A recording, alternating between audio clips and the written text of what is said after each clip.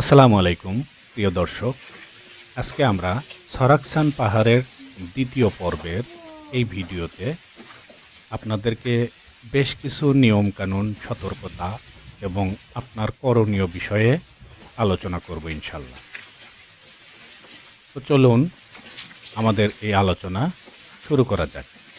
আজকের ভিডিওটা খুব বেশি লম্বা হবে না, কারণ আহ, আমরা ভিডিওর ভেতরেই দেখব যে এখানে রাস্তাটা খুবই আহ, ঝুঁকিপূর্ণ ছিল, যার কারণে আমরা রাস্তায় চলাচলের বিষয়টাতেই মনোযোগ বেশি দেই।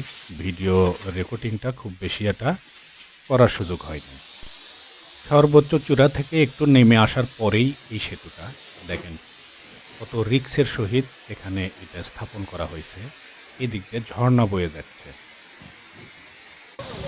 হ্যাঁ, এদিকে কষ্ট হলেও মজা লাগলো। জলপ্রপাতটা খুব মজা লাগলো।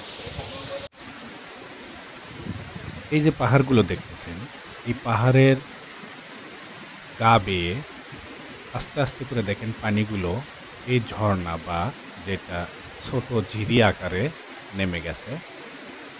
এগুলো আসলে ভিডিওর মাধ্যমে এখানে দেখে হয়তো সঠিক মানে যে ভয়ঙ্কর যে সিনারি বা যে দৃশ্যটা এটা বোঝানো সম্ভব হচ্ছে না, কারণ আমাদের সামান্য মোবাইল দিয়ে তো মানে এই ভিডিওটা করা।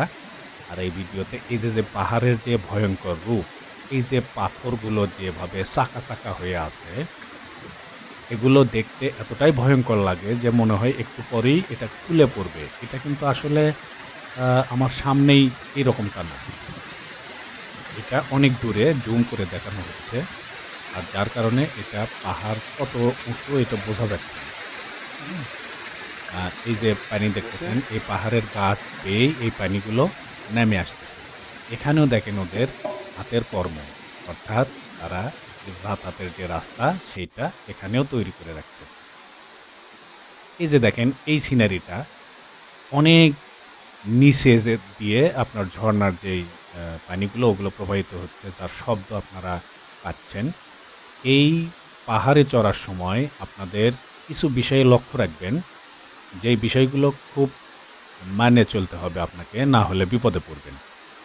১ নাম্বার, আপনাকে ভালো একটা কেডস জুতা, যেটা পাহাড়ে চড়ার জন্য সুইটেবল, এরকম একটা জুতা অবশ্যই পরিধান করতে হবে, এবং তার মধ্যে মোজাটা যেন একটু শক্তপোক্ত হয়, অর্থাৎ আপনার পা ওর ভেতরে যেন জুতার ভেতরে নড়াচড়া না করে, এই রকম করে একটু টাইট করে আপনার জুতোটা বাঁধতে হবে।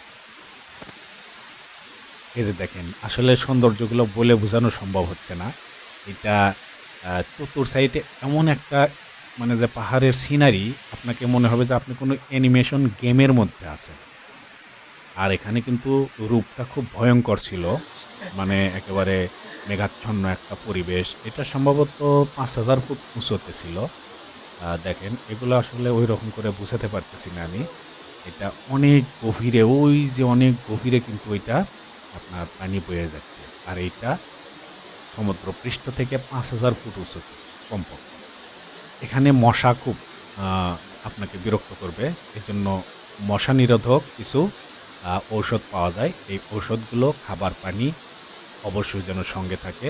এই বিষয়গুলো নিশ্চিত করবেন। আর আজকে আমরা এ পর্যন্তই রাখতেছি। কারণ এখানে ভিডিও তেমন বেশি কিছু নাই আপনাদেরকে দেখানোর মতো। তো দোয়া করবেন যেন সামনে ভালো কিছু দেখাতে পারি। আগামী ভিডিও পৃথিবীর ৮ম আশ্চর্যখ্যাত দ্বীপ জেজুদো নিয়ে তৈরি করা হবে। দেখার আমন্ত্রণ রইল। এই আশায় আপনাদের কাছ থেকে আজকে বিদায় নিচ্ছি। আল্লাহ পাক সবাইকে ভালো রাখুক, সুস্থ রাখুক। আসসালামু আলাইকুম।